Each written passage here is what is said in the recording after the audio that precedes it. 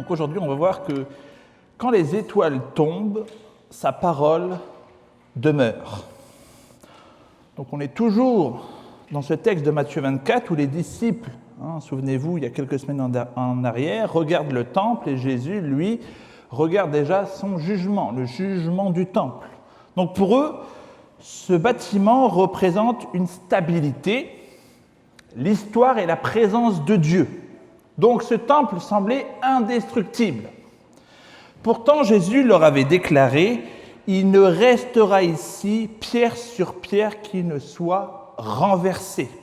Puis il ajoute dans le texte du jour « Le soleil s'obscurira, la lune ne donnera plus sa lumière et les étoiles tomberont du ciel. » Donc Jésus parle comme si l'univers entier allait s'écrouler. Pourquoi employer ce langage aussi gigantesque pour annoncer la chute de Jérusalem? Parce que dans la Bible, lorsqu'un ordre que les hommes croyaient éternel disparaît, c'est tout un monde qui s'effondre. Donc pour mieux comprendre Matthieu 24, j'aimerais ouvrir une courte fenêtre dans l'Apocalypse. Dans l'Apocalypse 12, il y a Jean qui voit une femme qui met au monde un fils destiné à gouverner les nations. Et il y a un dragon qui veut dévorer l'enfant. Mais celui-ci est élevé auprès de Dieu sur son trône. Donc l'enfant représente Jésus-Christ dans Apocalypse 12. Je vous invite chez vous à relire cette semaine Apocalypse 12. Donc le monde l'a rejeté et l'a crucifié, mais Dieu l'a ressuscité, élevé et l'a intronisé à la droite du Père. C'est ce qu'on appelle l'ascension de Jésus-Christ. Donc le dragon, il est précipité sur la terre, incapable de détruire le Fils, étant à la droite du Père. Il s'attaque alors à son peuple, à l'Église. Et dans Apocalypse 13, il fait surgir deux bêtes. Une puissance impériale venue de la mer et une puissance religieuse apostate venue du pays. Donc ça, on y reviendra. Après Matthieu, je prêcherai sur l'Apocalypse et ces deux bêtes m'intéressent particulièrement parce que je me dis, s'il n'y a pas un pattern, il y a comme une puissance impériale et une puissance religieuse apostate qui vient de l'intérieur du peuple de Dieu. Donc il y a comme deux bêtes qui viennent en même temps. Et ensemble, elles s'unissent contre l'Église. Et ensuite, dans Apocalypse 14, on y montre la même histoire, mais cette fois-ci d'un point de vue du ciel. Donc le Fils de l'homme apparaît sur une nuée, il a une faucille à la main et il rassemble la moisson. Donc, vu de la terre, les saints sont persécutés. L'Église est censée être persécutée par ces deux bêtes. Et vu du ciel, le roi les recueille auprès de lui. Puis la ville, qui est enivrée de sang des saints, reçoit elle-même la coupe du jugement. Donc la puissance avec laquelle elle s'était alliée finit par se retourner contre elle. Donc l'Apocalypse raconte aussi une grande inversion. Le Christ que les hommes ont rejeté est intronisé, les saints que le monde croyait vaincus sont rassemblés et la puissance qui les persécutait finit par tomber. Et c'est précisément le mouvement que nous retrouvons dans Matthieu 24. Il y a une grande tribulation, il y a la chute d'un monde ancien, il y a le Fils de l'homme qui est manifesté comme roi et il y a les élus qui sont rassemblés. Jésus et Jean rencontrent la même victoire, mais avec deux angles différents. Matthieu nous donne les paroles du Christ avant ces événements. Donc le texte va se trouver avec trois images d'aujourd'hui, la prédication. Les étoiles qui tombent, qu'est-ce que ça veut dire? Le Fils de l'homme règne et rassemble, donc qu'est-ce que ça veut dire? Et la parole de Dieu demeure. Donc allons au verset 29. Le soleil s'obscurira et la lune ne donnera plus sa lumière et les étoiles tomberont du ciel et les puissances des cieux seront ébranlées. Donc Jésus, ici, ne donne pas une sorte de guide astronomique. Il parle le langage des prophètes. Dans Genèse 1, le soleil, la lune et les étoiles sont créés pour gouverner le jour et la nuit, mais aussi pour marquer les temps. Il y a des luminaires qui deviennent donc des images naturelles pour un pouvoir comme qui gouverne ou des temps qui sont accordés à ce pouvoir. Et quand une étoile tombe, il y a comme une puissance qui est renversée. Encore une fois, là, c'est le langage des prophètes. Quand les cieux sont ébranlés, le temps d'un ordre arrive à son terme. Ésaïe, par exemple, va employer exactement ce langage pour annoncer la chute de Babylone. Dans Ésaïe 13, il y a comme Dieu qui menace Babylone et qui va lui dire au verset 10 « Les étoiles des cieux ne feront plus briller leur lumière, le soleil s'obscurira et la lune ne fera plus luire sa clarté. » Donc le système solaire n'a pas disparu lorsque Babylone est tombée. Mais le monde babylonien s'est effondré. Son roi, sa puissance, sa gloire et sa prétention à durer éternellement s'est arrêté. Donc les prophètes décrivent la chute d'un royaume comme la fin d'un monde. Louis XIV ou toutes sortes de rois, il s'identifiait comme le roi soleil. Lorsque nous regardons différents drapeaux, on voit qu'il y a toutes sortes des lunes, des soleils, des étoiles. Parce que beaucoup de personnes, encore à l'époque où ces drapeaux étaient créés, ils avaient encore cette conception du soleil, de la lune et des étoiles. Il y a quelque chose qui est comme éternel. Donc ton pays veut rester comme éternellement présent. Jérusalem n'était pas seulement une ville. Elle était le centre visible de l'ancien ordre de l'Alliance. Donc, comme on a déjà expliqué, il y avait le temple, les sacrifices, le sacerdoce, il y avait les fêtes. Il y avait également le calendrier religieux qui donnait un rythme à tous les Juifs de ce temps-là. Et pour les disciples, imaginer la destruction du temple revenait presque à imaginer la fin du monde. C'est comme un Américain qui s'imagine les États-Unis se terminent, dans sa tête, c'est la fin du monde. Et dans un sens, c'était véritablement la fin d'un monde. En perdant le temple, l'ancien ordre sacrificiel disparaissait publiquement de la scène historique. Mais théologiquement, cet ordre avait déjà trouvé son accomplissement dans la mort du Christ. Jésus avait déclaré « Il y a ici plus que le temple » en parlant de lui. Donc c'est pour ça, les dispensationalistes qui veulent recréer un temple, en fait, ils veulent revenir dans un ancien monde. Ça n'a aucun sens. Jésus-Christ te dit qu'il est plus grand que le temple, c'est lui le temple parfait, et il y a des gens qui voudraient recréer un temple à Jérusalem. C'est qu'ils n'ont rien compris aux paroles du Christ. Donc les dispensationnistes, c'est ceux qui voient, qui donnent un accent à Israël sur la fin des temps. Donc le temple était le lieu symbolique de la présence de Dieu. Mais en Jésus, Dieu était réellement venu habiter parmi les hommes. Les sacrifices annonçaient le pardon. Mais Jésus allait déclarer en Matthieu 26-28, « Ceci est mon sang, le sang de l'Alliance qui est répandu pour beaucoup pour le pardon des péchés. » Donc si Christ pardonne tes péchés par son sang, il n'y a aucun sens à recréer un nouveau temple pour faire des sacrifices, pour tuer des poules. Vous voyez ce que je veux dire ? C'est son sang qui te sauve. Et le mouvement typologique, la typologie, c'est des choses qui reviennent dans les Saintes Écritures. Le temple annonçait la présence de Dieu.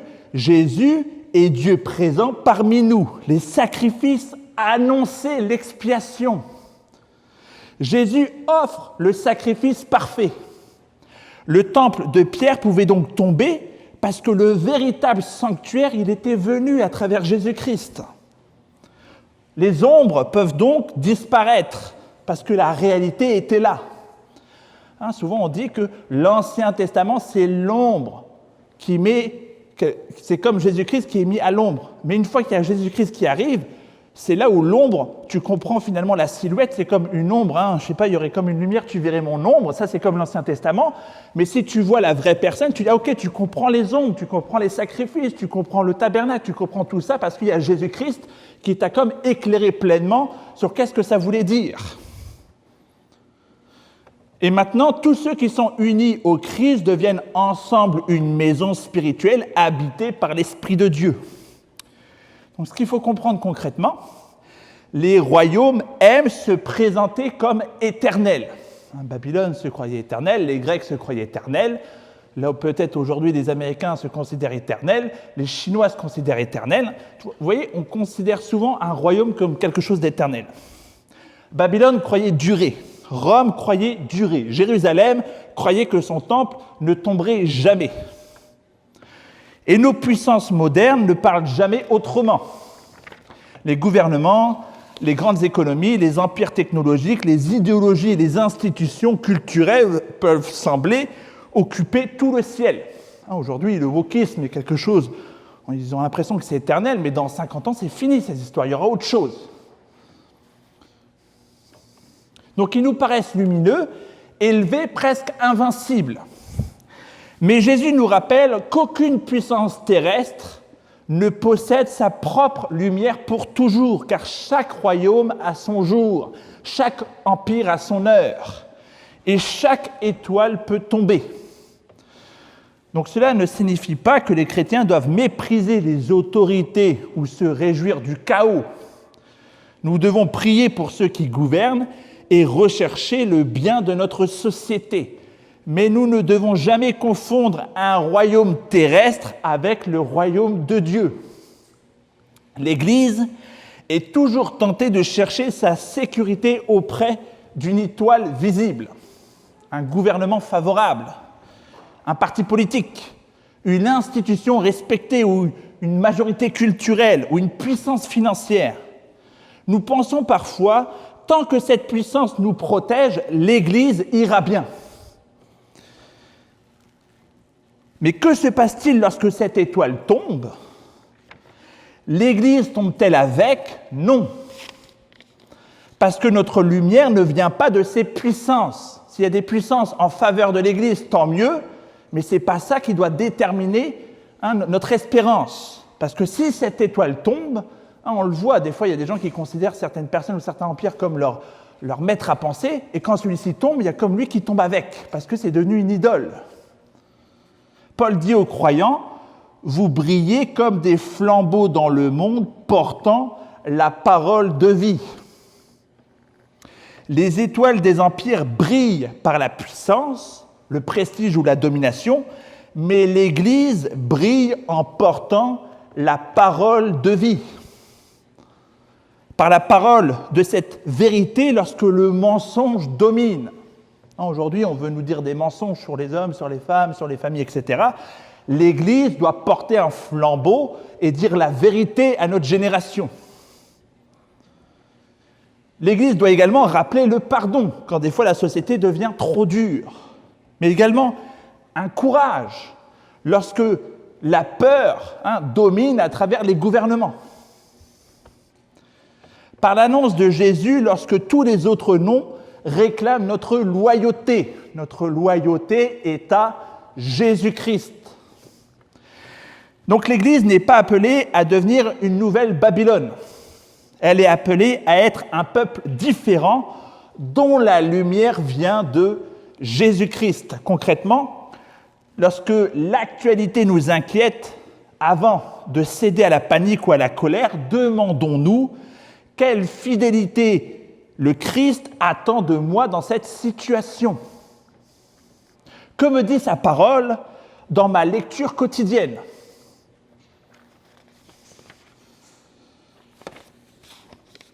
Ensuite, nous voyons dans les versets 30 et 31, « Ils verront le Fils de l'homme venant sur les nuées du ciel avec puissance et une grande gloire. Il enverra ses anges avec la trompette retentissante, ils rassembleront ses élus des quatre vents. » Donc, le verset 29 nous montre ce qui tombe.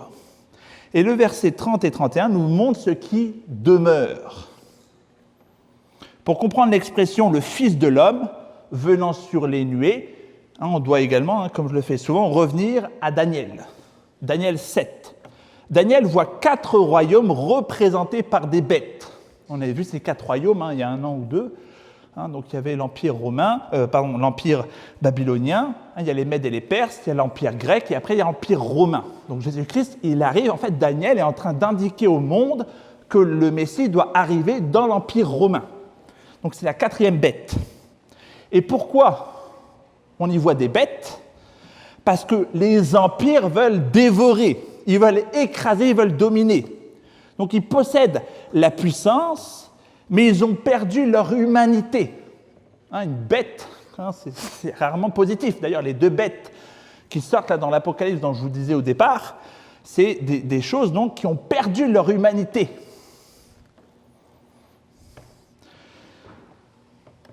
Puis Daniel voit apparaître quelqu'un de semblable à un fils de l'homme. Cet homme vient sur les nuées vers l'ancien des jours et reçoit la domination, la gloire, la royauté, un royaume qui ne sera jamais détruit.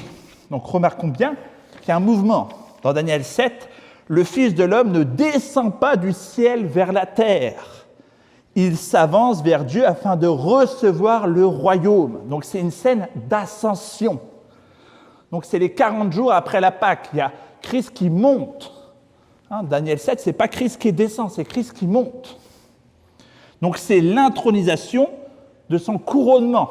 Jésus annonce donc que les événements entourant la chute de Jérusalem manifesteront qu'il est bien ce Fils de l'homme intronisé auprès du Père.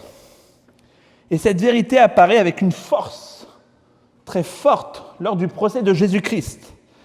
Les responsables de Jérusalem pensent avoir Jésus entre leurs mains. Ils l'interrogent, ils l'accusent, ils le condamnent, mais Jésus leur dit « Désormais, vous verrez le Fils de l'homme assis à la droite de la puissance et venant sur les nuées du ciel. » Donc il est en train de faire une inversion. Ils pensent juger Jésus, mais Jésus leur annonce qu'ils découvriront que le véritable juge, c'est lui. Ils pensent sauver leur maison en rejetant Jésus-Christ, mais leur maison tombera tandis que le Christ sera élevé. Donc effectivement, la croix semble, dans un premier temps, une défaite de Jésus-Christ. Mais la destruction de Jérusalem manifestera ensuite le verdict de Jésus sur cette génération. Donc l'expression « le signe du Fils de l'homme dans le ciel » peut être comprise comme le signe que le Fils de l'homme est maintenant dans le ciel, intronisé auprès du Père. La chute du temple devient alors une confirmation historique. Jésus avait annoncé cette destruction, sa parole s'est accomplie, son autorité a été confirmée, celui qui avait été rejeté était celui qui allait régner sur tous. Donc le crucifié n'est pas un prophète vaincu, mais c'est le roi qui est intronisé. Cette venue historique en jugement ne supprime pas, bien évidemment, le retour personnel et final de Jésus-Christ. Elle en constitue plutôt une anticipation et une garantie. Je vous avais prêché, je pense, il y a 2 semaines, sur le pattern, quelque chose qui revient. Celui qui a jugé fidèlement Jérusalem jugera un jour le monde entier avec justice. Donc le jugement sur Jérusalem n'est simplement pour nous qu'une introduction sur la manière dont Christ fera à la fin des temps. Au verset 30, il nous est dit « Toutes les tribus de la terre se lamenteront ». Donc c'est des paroles qui nous rappellent Zacharie 12, où les familles du pays se lamentent sur celui qu'ils ont transpercé. C'est pour ça, c'est très fort quand tu comprends que le verset 30, il est en train d'utiliser Zacharie 12, et Zacharie 12 nous parle de Jésus-Christ qui est crucifié. Donc on comprend que ce qu'ils ont rejeté sera reconnu. Certains se lamenteront dans la repentance, et d'autres se lamenteront parce que le jugement leur révélera trop tard l'identité de celui qu'ils avaient refusé. Donc tôt ou tard, chacun devra le reconnaître. Mais le roi ne fait pas simplement tomber une étoile. Donc maintenant on comprend, hein, la chute d'une étoile, c'est la chute d'un royaume. Il rassemble ses élus des 4 vents. Donc la grande trompette dont parle le texte nous rappelle Ésaïe 27. En ce jour, on sonnera de la grande trompette, alors reviendront ceux qui étaient exilés. Hein, vous voyez encore une fois l'ombre et la lumière. Lorsqu'on a la lumière et qu'on comprend ce que dit Jésus-Christ et qu'on revient dans l'ombre, il y a comme un halo de compréhension. Dans les prophètes, la trompette annonce le rassemblement du peuple dispersé. Donc Jésus se présente comme celui qui accomplira les anciennes promesses de restauration. Au moment où l'ancien centre religieux disparaît, Jésus rassemble un peuple nouveau autour de sa personne. Donc le centre du peuple de Dieu n'est plus un lieu géographique, mais le centre, c'est Jésus-Christ. Et comme déjà rappelé, les institutions humaines veulent essayer de s'identifier comme le centre. Rome, les catholiques romains veulent s'identifier comme le centre.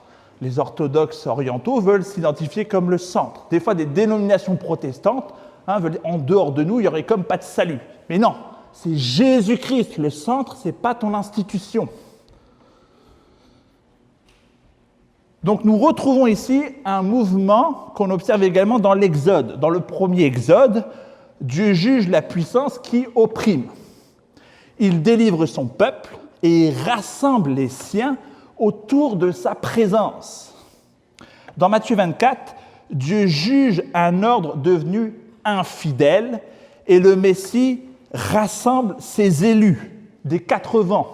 En fait, l'Exode, il y a l'Égypte qui maltraite le peuple de Dieu, mais dans Matthieu 24, c'est les dirigeants qui maltraitent le peuple de Dieu. Et on peut se retrouver dans des situations où l'Église maltraite le peuple de Dieu. Et ce nouveau rassemblement que nous voyons, il dépasse donc les frontières d'Israël. Le roi réunit son peuple parmi toutes les nations. Donc Jésus ne perd pas ses brebis dans l'effondrement, il les rassemble. Donc il ne fait pas simplement sortir son peuple d'un lieu de jugement, il les attire vers lui-même. Ce qui rassemble les élus est celui qui a d'abord été rejeté. Jésus a été humilié, crucifié et enseveli, mais il est ressuscité, il est monté auprès du Père et a reçu le royaume. Donc la souffrance n'a pas empêché son règne. Elle a été le chemin de son exaltation. La croix n'a pas été l'échec de Jésus, mais c'est le chemin vers le trône. Et cela doit éclairer le chemin de l'Église. Le règne actuel de Christ ne signifie pas que nous échapperons à toute souffrance. Il signifie que la souffrance ne sera jamais le dernier mot sur l'Église qui est rassemblée autour de Jésus-Christ. Donc nous mesurons trop facilement le règne de Christ par ce qui est visible. La popularité du christianisme, l'approbation de la culture ou le nombre de personnes dans nos bâtiments. Mais Jésus n'a pas besoin de notre prestige pour conserver son trône. Et lorsque l'Église perd ses privilèges, Jésus ne perd pas son autorité. Donc lorsque la foi chrétienne est méprisée, Jésus ne descend pas de son trône.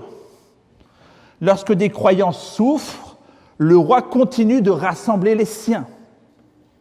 Donc notre tâche n'est donc pas de sauver à tout prix un monde ou une culture qui passe.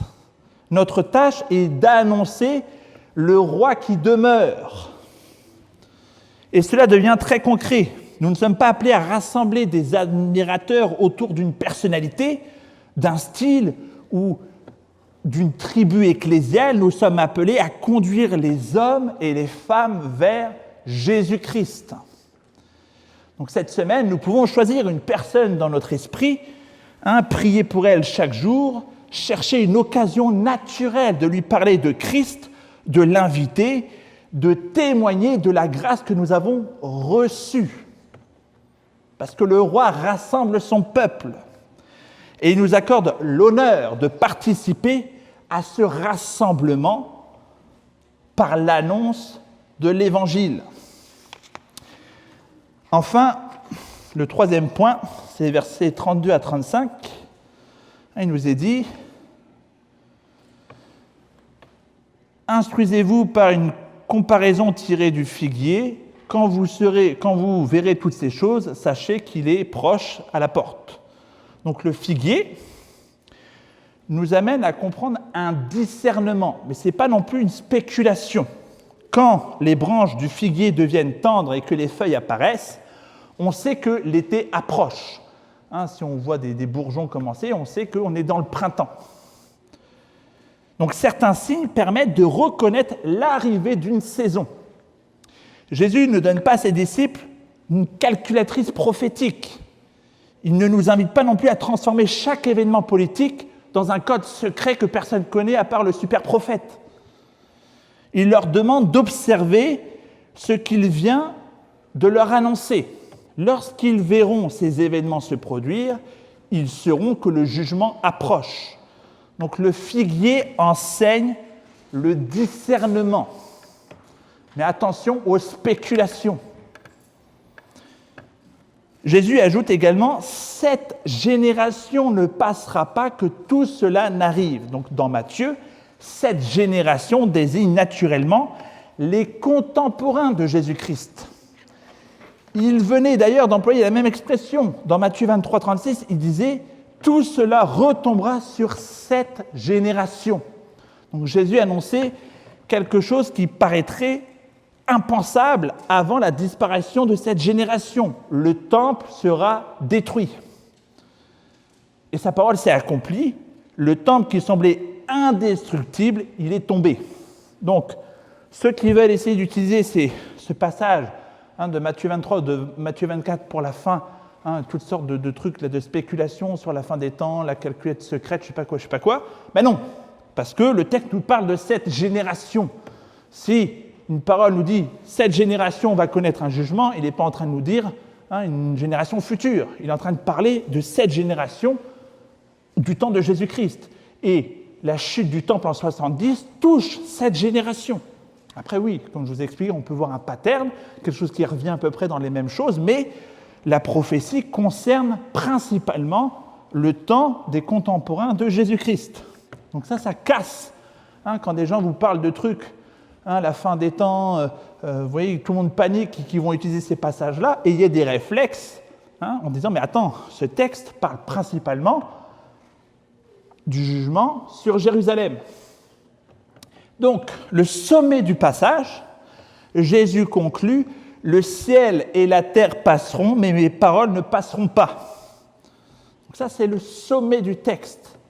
Dans Ésaïe 40, nous lisons « L'herbe sèche, la fleur tombe, mais la parole de notre Dieu subsiste éternellement. » Dans Ésaïe, c'est la parole de Dieu qui demeure. Et Jésus déclare « Mes paroles ne passeront pas ». Donc Jésus ne parle pas simplement comme un enseignant brillant, il parle comme la parole de Dieu. Les disciples avaient devant eux deux réalités. D'un côté, un temple colossal, et de l'autre, un prédicateur de Galilée qui allait bientôt être crucifié. Le temple paraissait solide, et Jésus pouvait même paraître vulnérable. Pourtant, c'est le temple qui est tombé.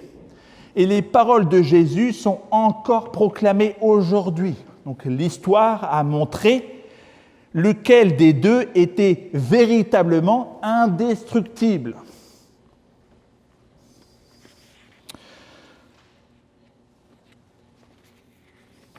Bon, j'avais une dernière application, mais je vais peut-être raccourcir. Oh non, je peux la faire.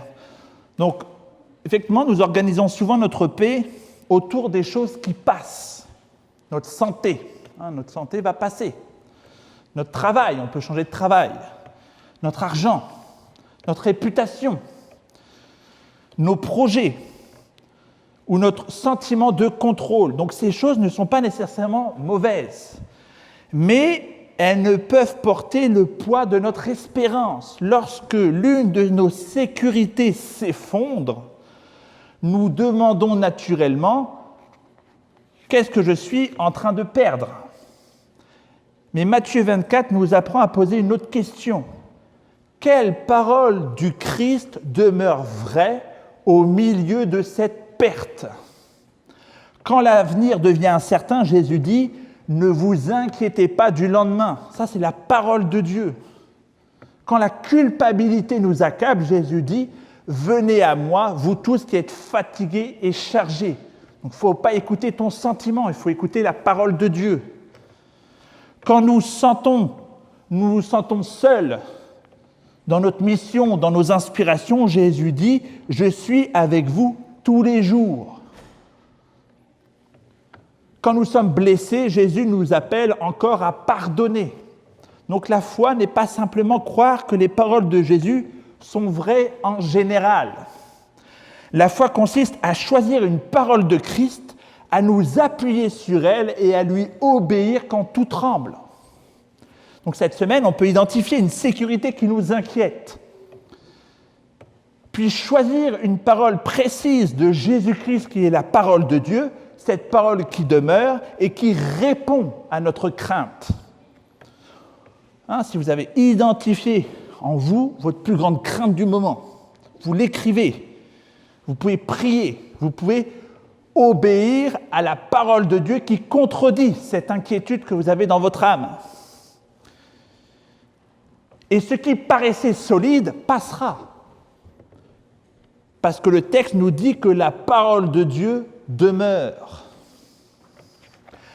Alors en conclusion, dans ce passage, on voit des étoiles qui tombent.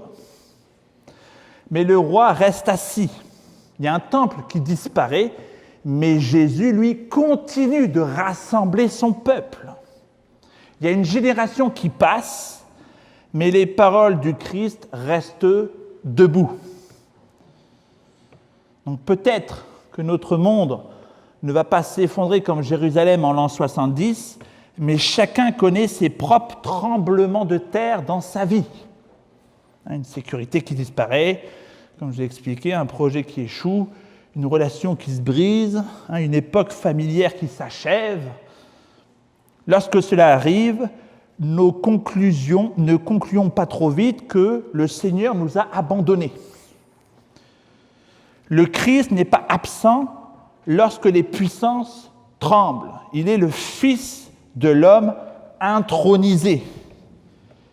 Il nous promet non pas que tout sera exactement comme nous l'avions connu, mais il nous promet quelque chose de bien plus solide.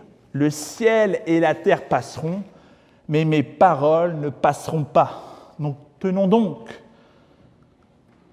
nos structures avec joie, mais en sachant que nos structures peuvent tomber. Rassemblons-nous autour de Jésus-Christ et non autour de nos habitudes ou de nos souhaits. Participons à son rassemblement en annonçant l'Évangile et participons également, non pas à ce monde qui tremble, mais nous appuyons sur sa parole, car les étoiles peuvent tomber, les pierres peuvent tomber, les empires peuvent tomber, mais le roi reste assis et sa parole reste debout. Prions. Éternel, merci de nous rappeler le langage prophétique des prophètes qui nous permet de mieux comprendre ce texte. L'Occident peut tomber, notre dénomination peut tomber. Finalement, il n'y a pas grand-chose de stable dans ce monde, mis à part Jésus-Christ qui demeure. Donne-nous d'être attachés à la pierre angulaire, afin que si quelque chose tombe, nous ne soyons pas ébranlés, mais que nous puissions continuer notre mission quoi qu'il arrive, car ton temple, il est éternel. Dans le nom de Jésus-Christ, Amen.